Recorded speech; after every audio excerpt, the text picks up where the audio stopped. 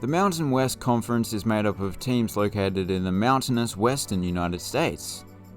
But you know that. What you don't know is in which order some random on YouTube will rank the stadiums. So let's find out. Clarence TC Ching Athletics Complex. Last place shouldn't be too surprising given that the stadium is only a temporary home for the Rainbow Warriors, while they're waiting for a new stadium. It's the school's athletic stadium, so there is of course a track surrounding the field which pushes the spectators a long way back. To be fair, it was renovated and extended prior to the football team's arrival, so the facilities aren't too bad. The track used to be rainbow coloured, but they changed it unfortunately. Actually does look a bit better. Mackay Stadium.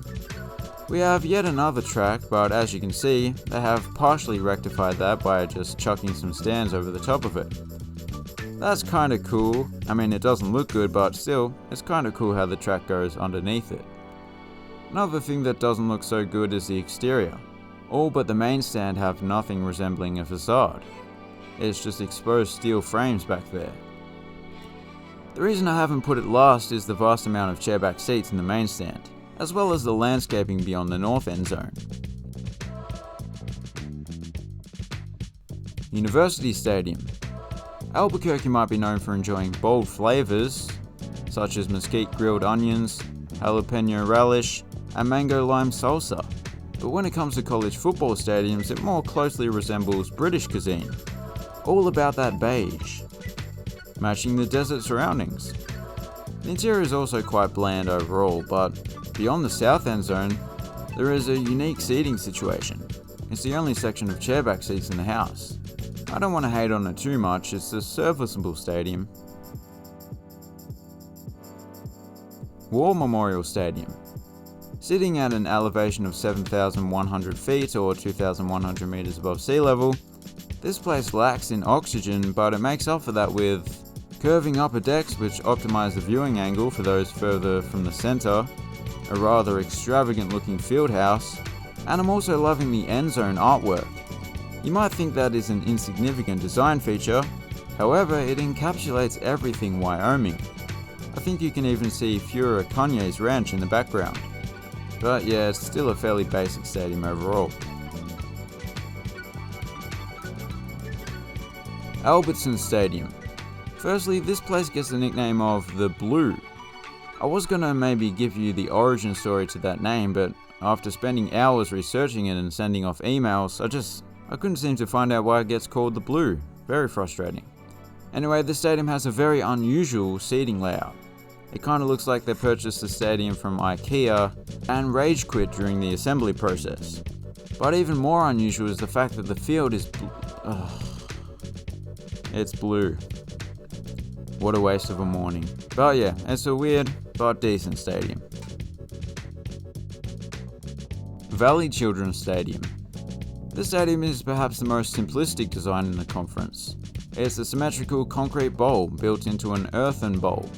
I do like that they haven't kept the exterior as plain grass as some similar stadiums do. The stadium is surrounded by trees, so it sort of camouflages into its surrounds.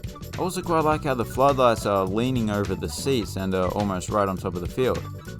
But due to its lack of modern amenities, I can't really put it in the top half of this list. CEFCU Stadium. Much like many of the Real Housewives of San Jose, this place has recently had some work done. That's not even a show, is it? They've demolished an entire stand and transformed it into some high-tech, futuristic, eco-friendly grass. It's a grass hill now, but I actually kinda like that. There is still ongoing construction, but since it's so close to being finished, this ranking is a reflection of what it will be like when it's done.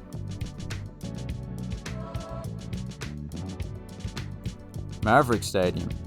We've already seen some unique designs, but unlike Albertsons Stadium, this is unique in a good way. The steep seating, this little nature section in the corner, and the newly built performance center beyond the north end zone combine to give the stadium an intimate feel. And I mean, do I even have to mention it? It's in Utah, thus it has a stunning mountain backdrop.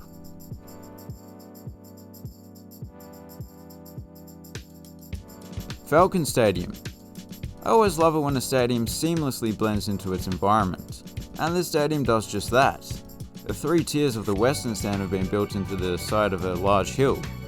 I suppose that saved them a lot in construction costs, but it's the Air Force we're talking about here. They literally have jets that cost more than most stadiums. Anyway, in terms of its technological features, it's no match for the F-22. I just ranked it so highly mainly due to its unique design and overall aesthetics. And I'm actually pretty close to a US air base right now, and I feel like they're watching me. Canvas Stadium. If you'll excuse the pun, the architects had a blank canvas to come up with a new design for the Rams about a decade ago. What they came up with isn't anything groundbreaking, but it's a great modern stadium with all the amenities you could want basically. The exterior is clad with an aesthetically pleasing metallic material known as metal. Inside there's a huge video board as well as features like the new Belgian porch, where people can sit back and relax sipping an alcoholic beverage, presumably. Snapdragon Stadium. This brand new stadium, built in what was the car park of their old stadium, has nearly every feature you could ask for other than a roof, including chairback seats throughout, a varied and distinctive seating layout including these CEFCU piers, which is basically the equivalent of the new Belgian porch at Canvas Stadium. Also much prefer these corner video boards, rather than one big one directly behind the posts as is usually the case. It just looks better. The multi-tiered seating is quite steep as well. Why the heck have I put this at number 2? Oh yes, that's why. Allegiant Stadium. I think you probably saw this one coming. No college is going to be spending anywhere near as much on a stadium as a Las Vegas-based NFL franchise. And although money isn't everything, it can buy you some pretty cool features. Where to begin? There's a big torch sculpture thing, sliding windows, a clear roof, which I think is quite important. Also, if ever the Rebels felt like switching to a natural grass field, that option's always there due to the retractable field. It's basically everything you'd expect from a Las Vegas sports venue. Expensive, opulent, but with a little bit of tackiness.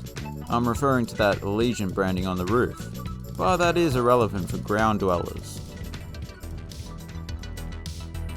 So there you have it. If you enjoyed the video, consider subscribing. If you already have, consider staying subscribed. If you're halfway between being subscribed and not subscribed, I didn't know you could do that.